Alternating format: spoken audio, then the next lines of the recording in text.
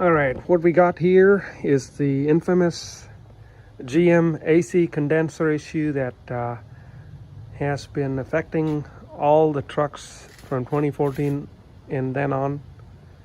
There's a customer or part of a kind of a recall, if you will, for 15 to 17, but that's kind of BS. This issue affects trucks well past the 17. So this is an issue where the condenser, which is here, there's a weld on it. There's a few welds on it, close to where the dryer is welded on, and that's a weak point. It's gonna crack and break. So what I've done here is when I put my manifold on the system, it was almost completely empty. So I just vacuumed out any remaining refrigerant that was in there, and then I used just plain old shop air to get this system charged up to 55 on the low side and 65 on this side, and then see if I can find the leak. And sure enough, it didn't take any time at all. But I don't know if you can see, there's on that top weld, you can probably see the bubble. I sprayed a little bit of water, just water, and you can probably see a little bit of the bubbles coming out. It'd be a lot more crazy if I did actual soap water, which I'm gonna do now.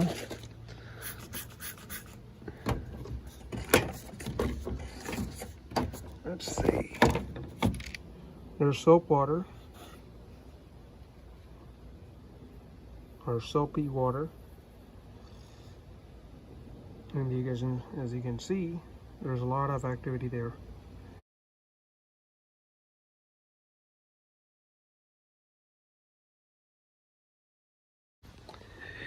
And there's videos on how you can use compressed air to do it.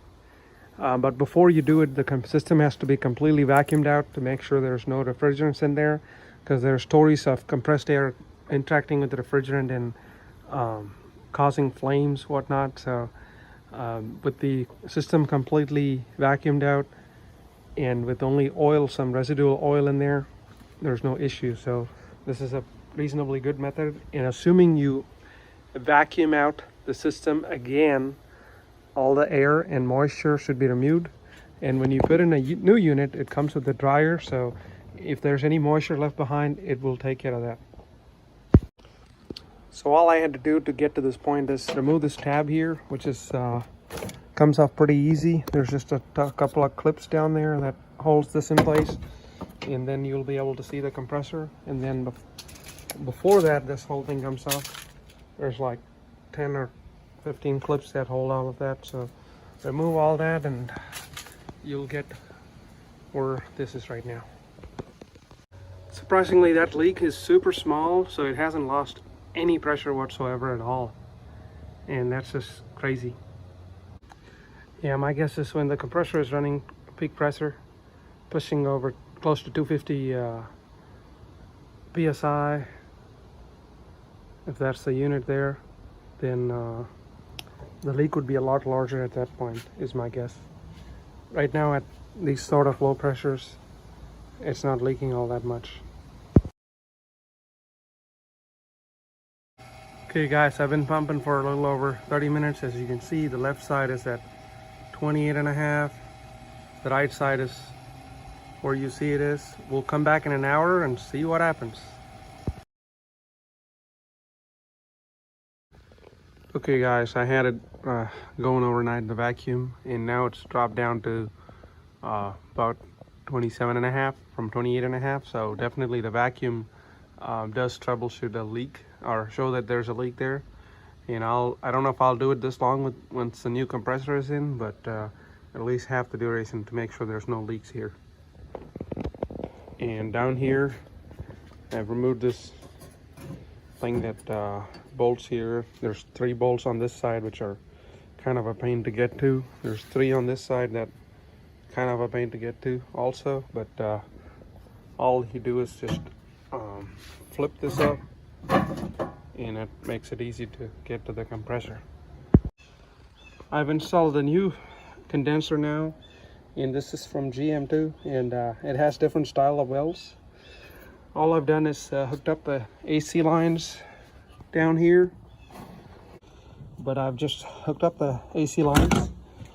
I installed new washers,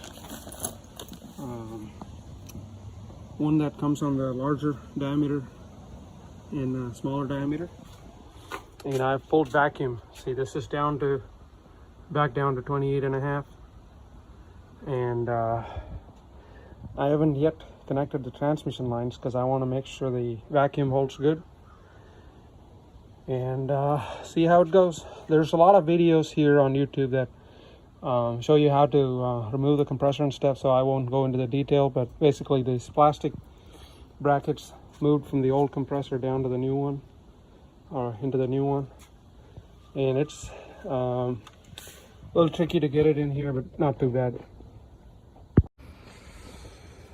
Okay guys, I got everything put back together, literally.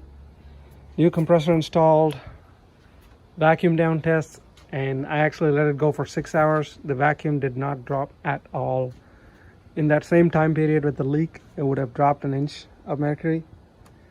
And so I just went ahead and recharged it. I bought this in bulk at a local distributor, 30 bucks a can. And I was able to use 3 cans of it. 3 cans is 24 ounces, but actually the system calls for 0.82 kilogram, which is 28 ounces. So I'm 4 ounces shy. And let's see what kind of temperatures we get in there. I already checked, but I just want to double check. Okay, after I let it run for a minute, it cooled down to 42 or so in the front vents, and on the rear vents it only gets down to 60, but I don't know if that's because I'm slightly undercharged. Actually now it's in the 50s. Only time will tell.